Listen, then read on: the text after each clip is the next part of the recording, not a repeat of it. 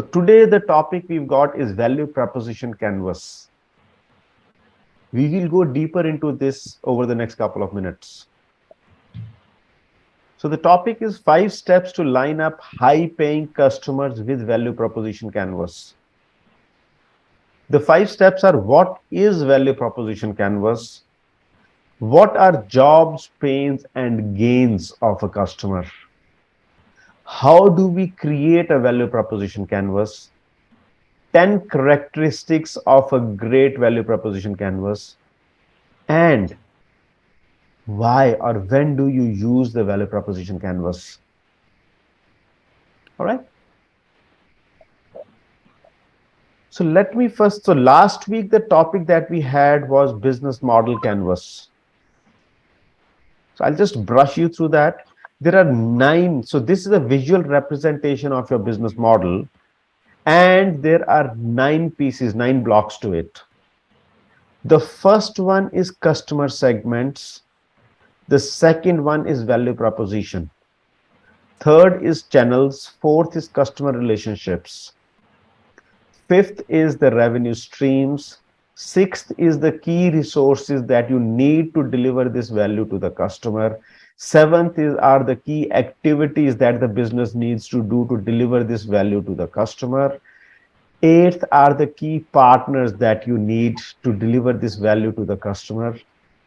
And 9 are the cost structures.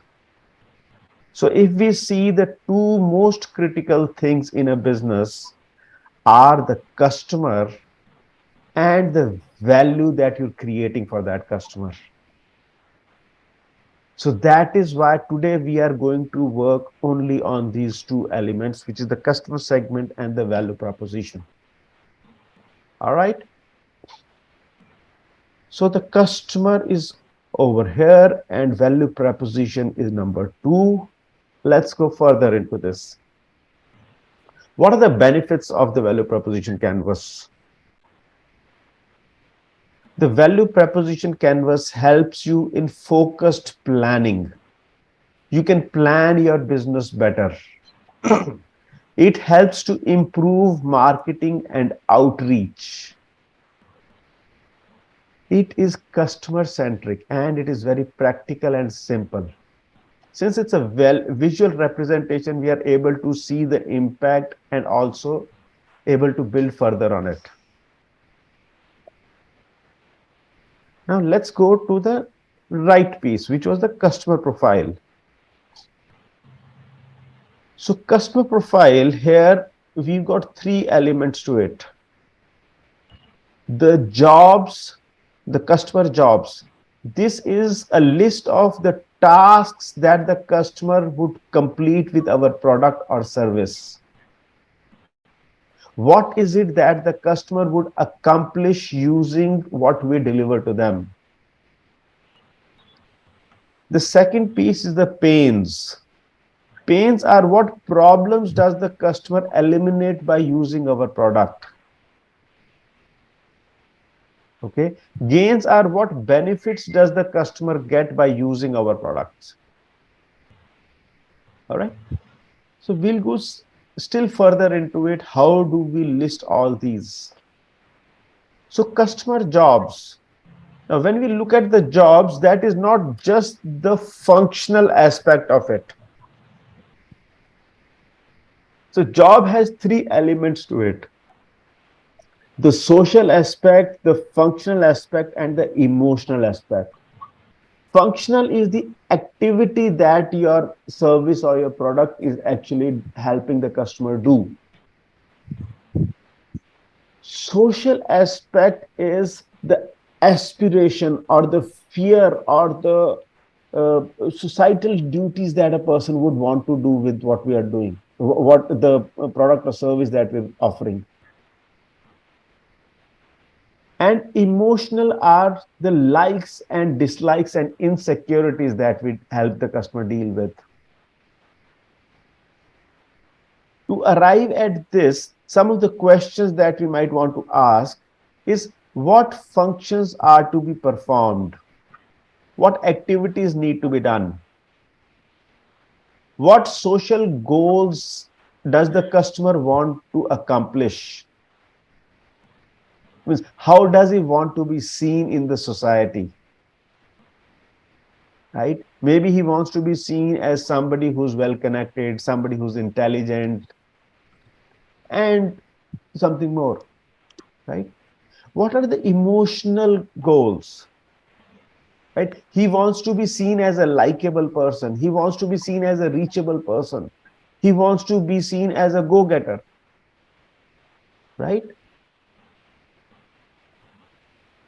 What all do we provide to them which will help them feel satisfied? And how do they want to be perceived? Okay. How do they want to feel?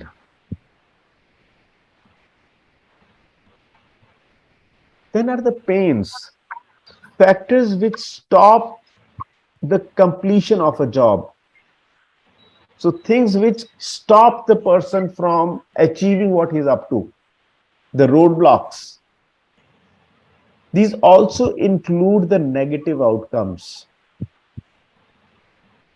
Some questions to help you define the pains are: what does the customer find too costly? And when we are talking about costly, it is not only in terms of the money that he's paying. It is in terms of the time that he spends, the energy that he spends, and of course, the money that he pays. What makes him or her feel bad? Current solutions that do not suit the customer. What are the main challenges and the problems? What negative social consequences does the customer face or fear to face? What risks does your customer fear? Then we're talking about the gains, the positive experiences and the desires that the customer wants to have. Gains can be ordinary or even existential. Gains aren't opposite of pains. They encourage users to adopt a product or service. Some of the questions which will help you identify the gains is: what makes your customer happy? Okay. Now, this is in terms of time, energy, and money. What results does the customer expect from us? Those may or may not be explicitly shared. What would simplify the work or life? Right? What positive social consequences does the customer want to get? What are they looking for? Now, let us take the example of, let us say, Blinkit. So Blinkit, what Blinkit does today, they deliver products at your doorstep in 10 minutes. So whether they are your food products, staples, your toiletries, these are the general FMCGs, right? In doing so, the gains that the person has, because if the person has to go and buy, let us say, a bread in the morning, he would spend maybe 20 minutes to go and pick up a bread, and he will have to step out of his home. This is the time when the children need to get ready to go to school. This is the time when maybe the water supply is there. He's got to take care of the water supply. This is the time when they need to get ready. There is another meeting pending and all that stuff. So those 20 minutes that Blinkit helps you save when you want to go and get bread, that is the gain that the customer is looking at. And the pain is having to move out of home. So means you're not ready, you're probably in your Bermudas, and you're going out to get a loaf of bread. Does this make sense? You see, Atulji, I will just make one intervention here. Please. I stay at Noida, Right. but I'm born and brought up in a city called Kolkata. Right. So I came to Noida in 97. So I'm an old man now or whatever. But I miss the food of Calcutta. Okay. Absolutely. The biryani of Calcutta, the mishti doi of Calcutta, the sweets of Calcutta. I miss it. Yes, we have some Bengali shops there, but you cannot have it. Today, through Zomato intercity services, I can order. If I order by 4 o'clock today in the afternoon, by tomorrow 4 o'clock, I'm getting biryani of Arsalan from Kolkata, mishti doi of Kolkata at my Noida house, or even my rasagallas. So you see how things have transformed. So people have understood this need, and I was telling somebody that the street foods at Calcutta is wow, absolutely, yeah, like Bombay a little bit. So if somebody can do that, that will be an excellent business too. This is something which you have to learn how things have changed. Amazing, amazing. So, like you're talking about the biryani from Calcutta, Mishti Doi from Calcutta, and I'm still calling it Calcutta, though it is Kolkata now, Kolkata, yeah, of course, right? Calcutta is there. Yeah, Okay. Biryani from Paradise, Hyderabad, yeah, yeah, good. Yeah, Bakarwadi from Pune, yes, Shrubri biscuits from Pune, then they've got Alfonso from Western Ghats. All right.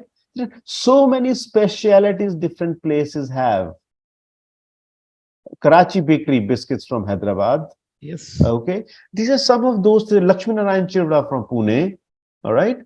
Or similarly, the Vadi from Amritsar and the likes. yeah, Right. Now these are things. So this is what the customer's expectations are. yeah. The emotional stuff. Right. So it is emotional. It is practical. Yeah, Right. It is functionally there is a biryani which is packed well, delivered to you, eatable, right? yes, A consumable.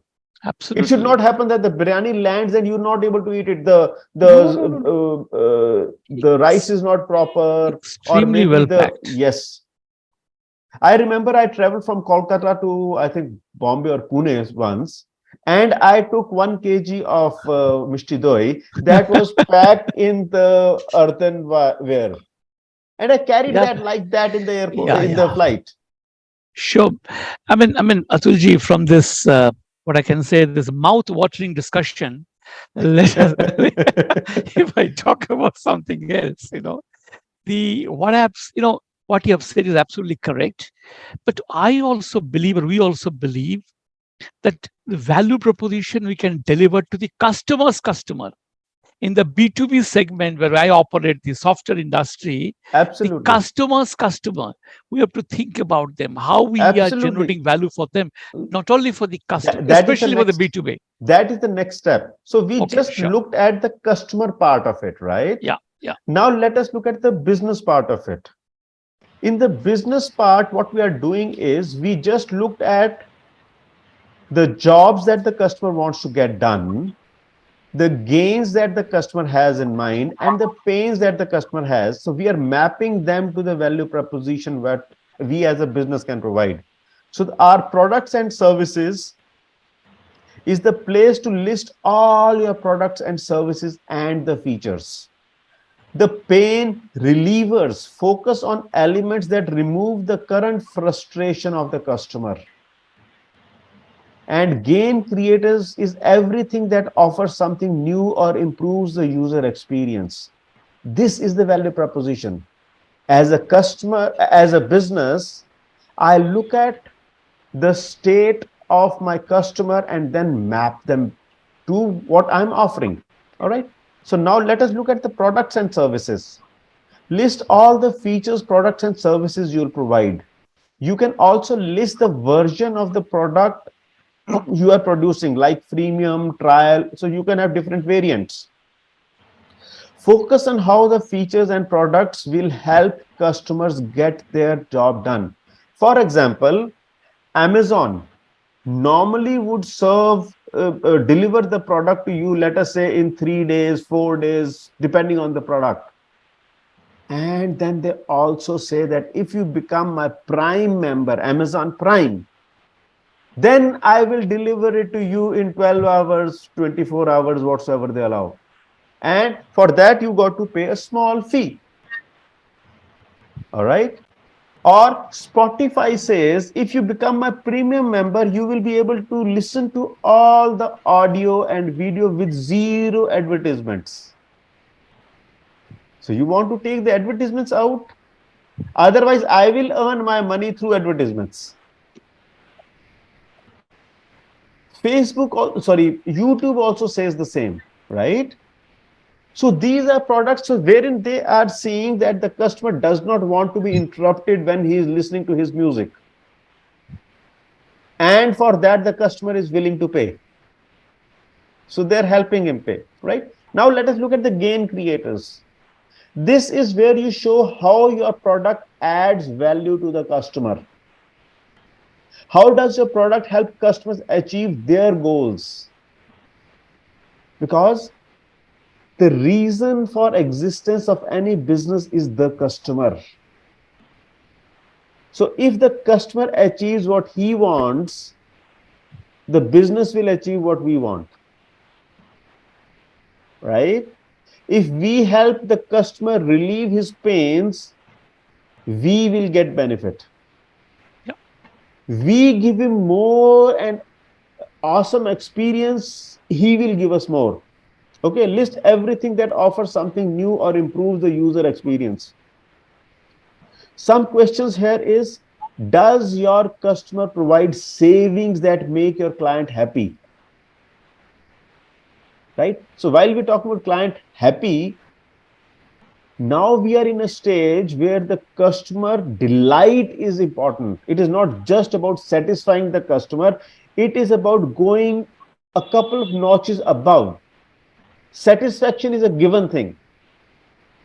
Does it ensure that the results that the customer expects? Does it simplify the work or life for the customer?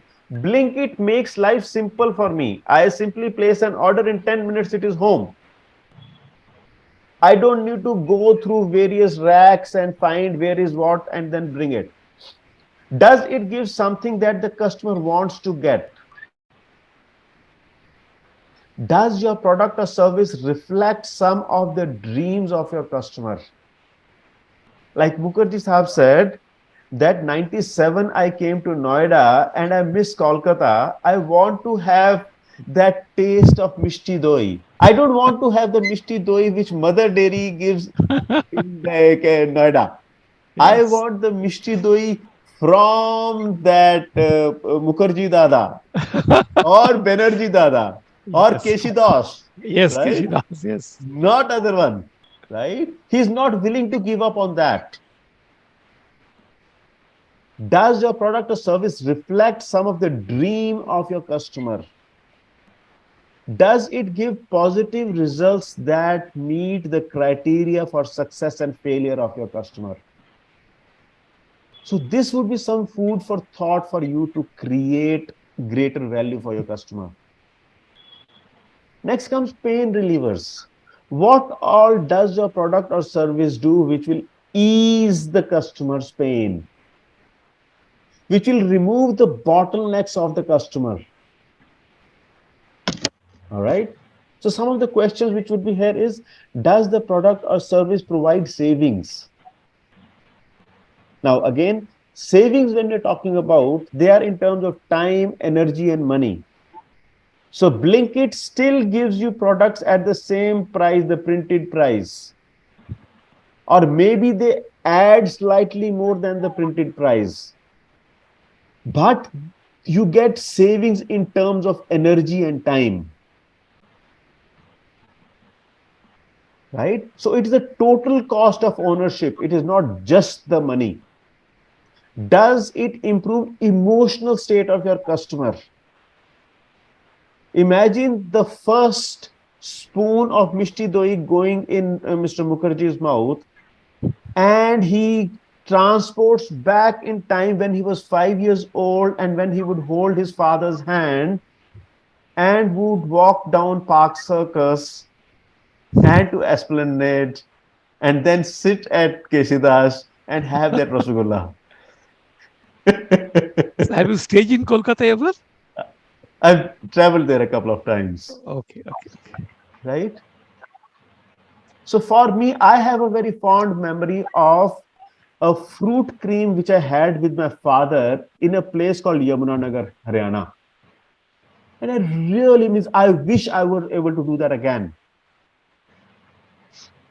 That is what uh, my product and service can do, right? Does your product or service exclude the negative social consequences encountered, which are afraid of your customer?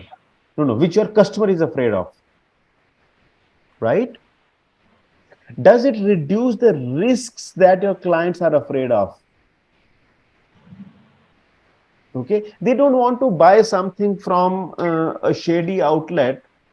You consume it, and after that, you have stomach infection, right? They're quality conscious. Does it limit or eradicate common mistakes that customers allow?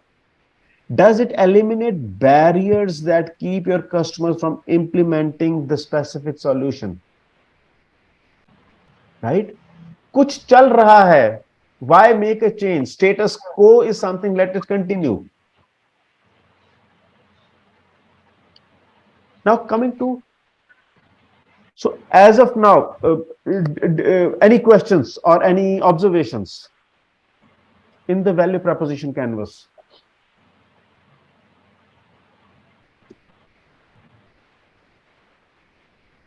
Okay, so while you get your mind together, so how to fill the value proposition canvas?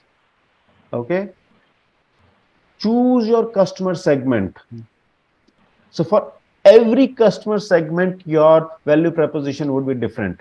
Identify their jobs and prioritize them to how important they are for the customer. You need not address all the jobs, but definitely address the ones which are on high priority, number 1, number 2, number 3 types. Identify the pains and prioritize them as well.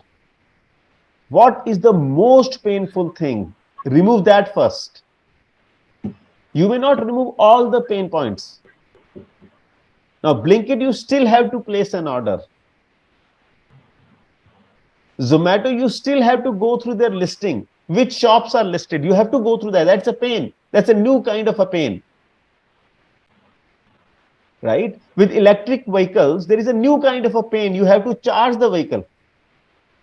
So it's not that it is pain free. There is a pain, it's a new kind of a pain. But does that offset something which was already there? Identify their gains and again prioritize them. Pick the top 3 to 5 most important pains and gains that relate to the most important jobs. List all the benefits of your products or service. List all the pain relievers. List all the gain creators. Pick 3 to 5 of the gain creators and pain relievers that make the biggest difference to your customer. Link the pain relievers, gain creators, and product benefits to the pains, gains, and jobs they solve.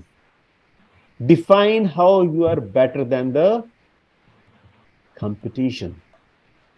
Create various value propositions that are clear and free of jargon and that builds trust with your customers. Yeah. And definitely test your value propositions with your customers. All right. What are 10 characteristics of a great value proposition canvas? One, a great value proposition canvas is a part of a great business model. Just in isolation, it will not work. Okay. Like in the previous slide, prioritize jobs, pains, and gains that matter the most. You cannot be everything for everybody. You can be something for everybody, but you can be the thing for somebody. So let us choose to be the thing for somebody. Focus on the gaps. When I'm saying gaps, What are the unsatisfied jobs? What are the unresolved pain points? What are the unrealized gains which are there?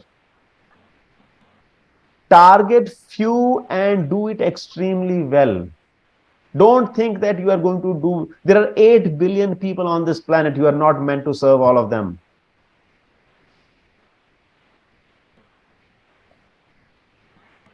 So Mishti Doi may be great for Mukherjee Sahab, not for me, right? So the moment you see some surnames, Mukherjee, Banerjee, Chattopadhyay, Chatterjee, then you go with your Mishti Doi, right? But then if you see Puri, Singh, Chawla, Kapoor, then go with Chole Bhature, Well said. Well said. right? So when you're in Greater Kailash, speak Punjabi. And when you're in Chitranjan Park, Speak speak Bengali. Bangla. Means you're not even 1 kilometer apart, Yes. right? So target few and do it extremely well. Go beyond functional. It's not just the features, it is the emotional and the social, which, which is even more, right? Align with how the customers measure success and failure, not how you measure success or failure. Focus on what lot of customers deal with and are willing to pay for it. Differentiate from the competition and outperform the competition, and stay ahead of competition. What that means is it become, keep your product or service which is difficult to copy. So today, if we look at Amazon Web Services, they are far ahead of any other cloud service provider. Whether you look at Microsoft, or you look at Google, or you look at so many others, even SAP has its own cloud and Oracle has its own cloud, but they're nowhere close, right?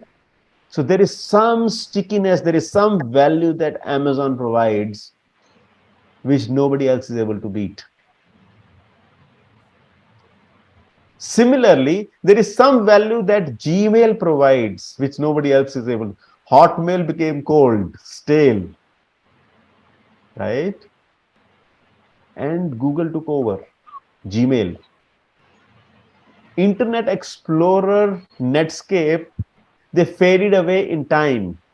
Chrome has taken over. So there is something which they are doing right and making it difficult for everybody else to copy, right? Now, when to use value proposition canvas? When you're creating a new feature, when you intend to enter a new market, or when you want to reach a new customer segment, and when you want to test the product market fit, and when you want to document the value propositions. All right. So to sum up, value proposition canvas looks something like this. We start from the right side.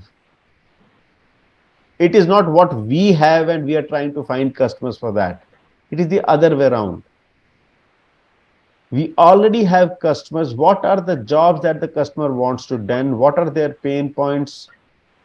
What are their, what will make them delighted? Once we've documented that, then we start fitting our product and services into it. Does that make sense? Has this been of value to all of you? If Yes. yes, write in the chat box value.